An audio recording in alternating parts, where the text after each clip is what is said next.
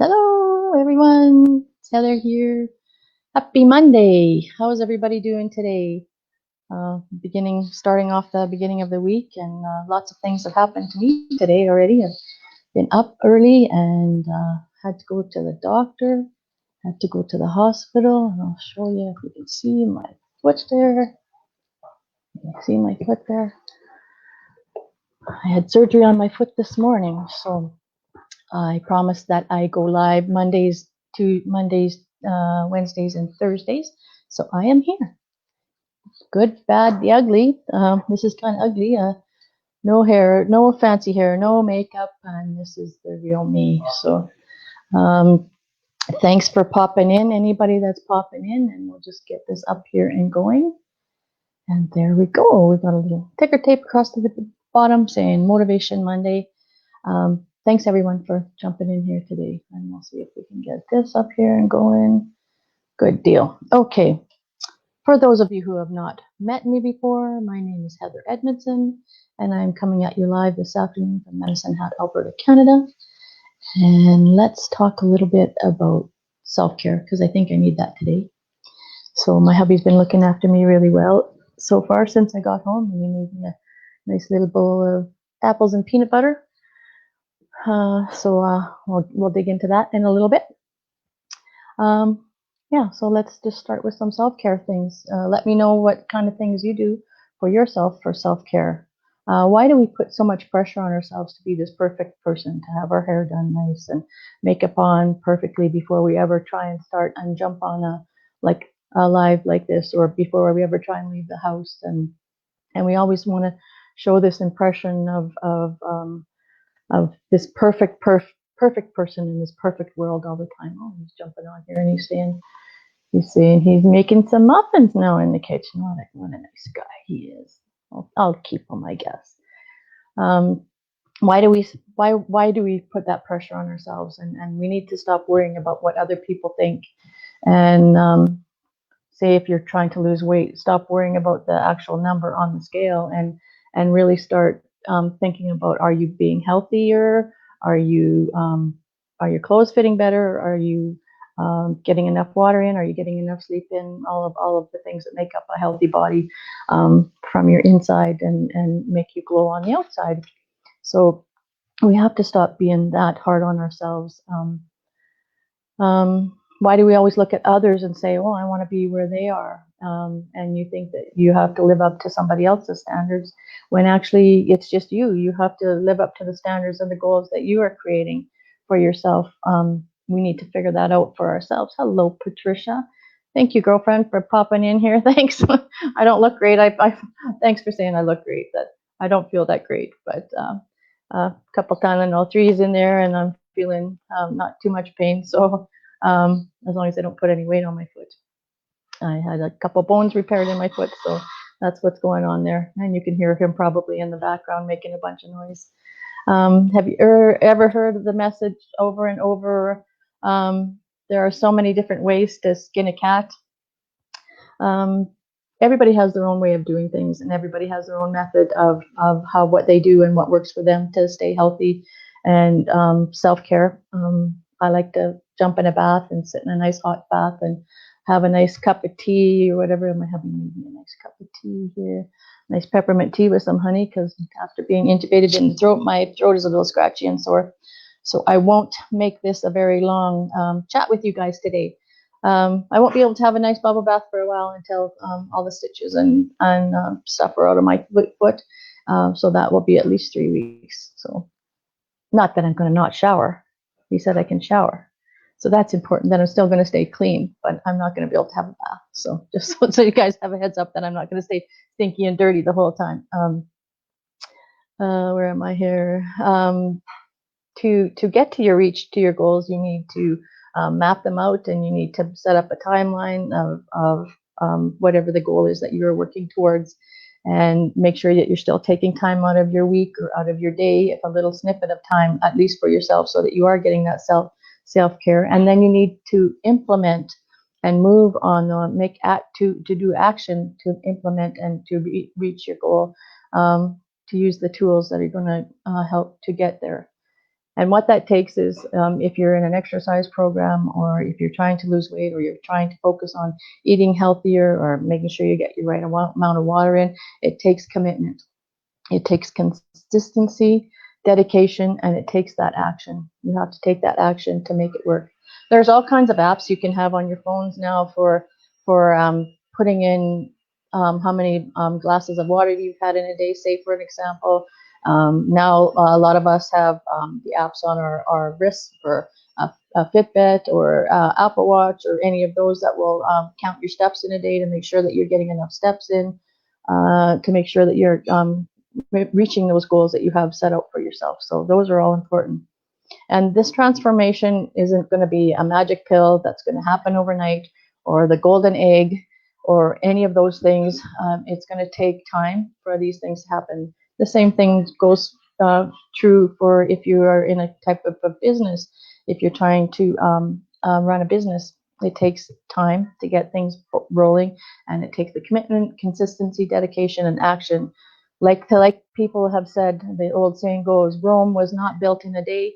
It took them time to build the foundation and lay the bricks, and put the mortar in, and et cetera, build the layers until they could build all those cool aqueducts that they have over there. It took planning to plan out how, and the level of the land, and all the different parts of it before they could actually put it together. And hopefully you can hear me with him with him making those muffins. So hopefully you can hear me okay. Planning, action, and commitment, and consistency, and then lots and lots and lots of hard work. We live in a world that is so full of instant gratification that it's really hard to achieve some of these goals and stuff, because everyone wants it right away. Have you ever been standing in a grocery lineup and everybody's huffing and puffing because they have to wait for the cashier to ring the person's groceries in ahead of them, and they're just huffing and puffing because I don't have time for this or whatever. Well, things don't just happen overnight. So Patricia's saying Epsom salts. I know, but I can't sit in and some wine. Yeah, that's nice too. I can't sit in a bath right now until my foot's healed up. So yeah, I realized you were saying bathing, not spam. I got it with that one. That's cool.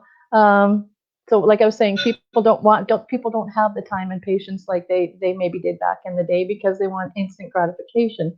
And how many things in our world now, even our news and all of those things, because most of us live with a phone attached in our hand or on our hip.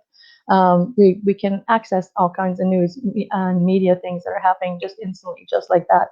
And that's why it spreads like wildfire. So people are losing that ability to have patience and wait for things to happen in an orderly fashion. Some of these changes that you want to make in your life, and looking after yourself, takes time, and it takes making you. You have to have the confidence to make that change. You have to have the confidence to take that step forward and actually do some of these things that you'd like as a goal that you're trying to implement on your goal plan that you've set up. Like I said, to lose weight, it takes commitment. It takes confidence to say, I don't really need that piece of cake today that they brought to the office. I can pass that. And people have said to me, well, how can you just walk away from that piece of cake? I said, it's hard, but I said, I've made a commitment to myself, and I have confidence in myself that I'm going to be able to do that. People are like, oh, I could never do that. Well, what if one day you wake up and you're told that you're a diabetic and you can't have all those things? You make those adjustments. And if you don't make those adjustments, then you have other health issues because you haven't made those adjustments. Confidence comes from you, first thing, liking the way you look, and being confident in what you see looking back at you in the mirror. Everybody's look is different. You don't have to create this perfect persona like you see on Instagram or other social media platforms, Facebook, that kind of thing, because you are you, and maybe you are just the average person that likes to put a ball cap on and just wears a t-shirt and jeans, and you don't always have to be dressed to the nines every time you step out of the house. This commitment that you're going to do, once you start committing to doing that, it creates a good positive habit. So you first of all have to get rid of and break the habit of, say for example, You say, I'm going to go running every morning. I'm going to go running at 6 o'clock before I go to work. And when that alarm goes at 6 o'clock, you look at your runners over there and you say, no, I don't feel like it. And you go back to bed. But if you make that commitment and you 5, 4, 3, 2, 1 and jump out of bed, the little Mel Robbins thing that she's made up, a 5, 4, 3, 2, 1, and you launch yourself out of bed and you go for your run, you feel that much better after you've done that. And after you do that a few times over and over and over, you are breaking that habit of that cycle of you saying, I'm not going to get out of bed at 6 o'clock in the morning and go for a run because I don't feel like it, because you're just going to do it automatically, because you can see your runners in the corner sitting there staring back at you saying, what? Take me for a run. I need to go for a run. And then you'll jump out of bed and you'll put them on and away you go. And once you've done that, you're starting to establish those better habits. Sometimes not always your family's going to be on board with some of these changes that you're going to make because they're used to you in a certain way. So you have to stand up for yourself and make those choices for yourself to reach those goals. Thanks, Patricia. She's saying good advice. Great topic and good advice. Yeah, we all need to talk about this a little bit more and share with people that there are ways and methods that you can do to help move yourself forward, and ask yourself if this is the person that you want to be in your life. Take a really good look in the mirror and say, I'm okay. I want to be like this. I want to work and strive to be something better than I maybe was yesterday. And don't look at it as such a big picture that you're going to be able to sit into a size 4 jeans in 2 months.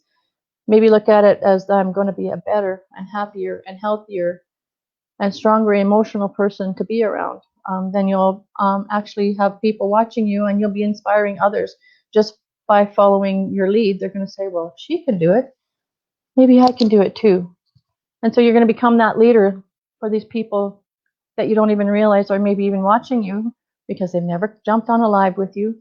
They've never walked up to you and said, hey, you look good, or you're doing good, or whatever. But they're watching you. Those people out there are watching you. So make sure that you're always being kind and you're leaving a good impression on others. Maybe they can be a Debbie Downer and want to bring you down because they're jealous to see that you moving your life in a better way and moving forward and becoming a stronger and healthier you. Something that can help you with, like I said, launching yourself out of bed is to be prepared. Like I said, put those runners in the corner over there where they're staring back at you saying, run me, get up and put me on and take me for a run, just like a puppy that needs to go out. Those little shoes will be nagging at you. You need to get up and go for your run, or you need to get up and put on your exercise clothes, put them in the bathroom where you go to get dressed in the morning, and have them ready and right there waiting for you. So that when you go in there, you'll see them and say, hey, I really got to get this implemented and I got to get this going. So plan with intention, and that makes it easier. And like I said, sometimes your family's not on board with some of these things, or your friends aren't, because now you're changing and doing something that you've maybe never done before.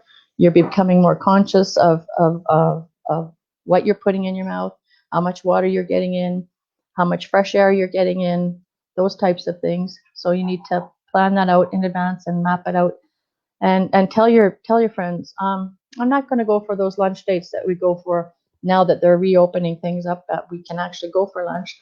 I'm going to prep my meals ahead of time on the Sundays and have it all prepared.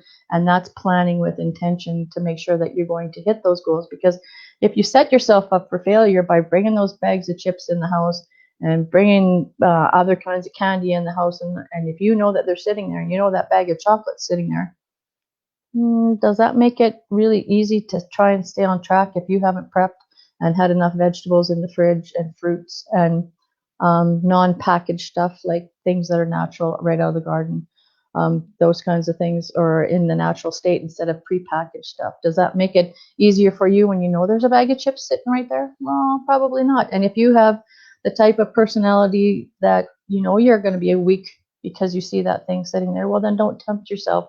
That's like putting a candy jar on the table.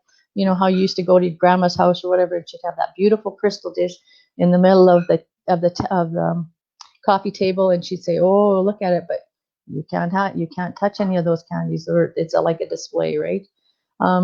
That's really not fair, because a child can't understand that, and Your brain doesn't want to understand that. Your brain wants to say, hey, I like that. I like how it feels.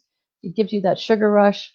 I want to have some of that stuff. So don't tempt yourself. Don't set yourself up for failure by having those things even in your house. And hopefully you will succeed to your goals in a better way. I also know that another thing that helps keep my mind from being crazy is trying to only pick up something once in my house. If the mail comes and it's a bunch of bills, or well, now lots of our bills come online, the junk mail and stuff that you get, don't just set it on a table and say, I'll get back to it later. Try and deal with it right now. Put it in the recycle bin or whatever it is that you do, putting in the burning barrel, those types of things. Deal with it once and get it out of your hair, and then you don't have to worry about it. Same thing with once you got your laundry done, don't just leave it in the laundry basket. Put it away, put everything in its place. And if you got too much stuff that they don't actually have a place to go, maybe you need to think about purging some of that stuff and downsizing it so that you have the right things and the right amount of space for things in your own home or wherever it is that you're, like if you're out camping and you got way too many things in your camper or trailer, then maybe you need to downsize some of those things. So I hope that some of those things were some value to you. And now my little grandkids are just walking in the door. So I am going to go and say goodbye to all of you guys. And we will catch you all later. Thank you. Bye-bye. Hi, guys.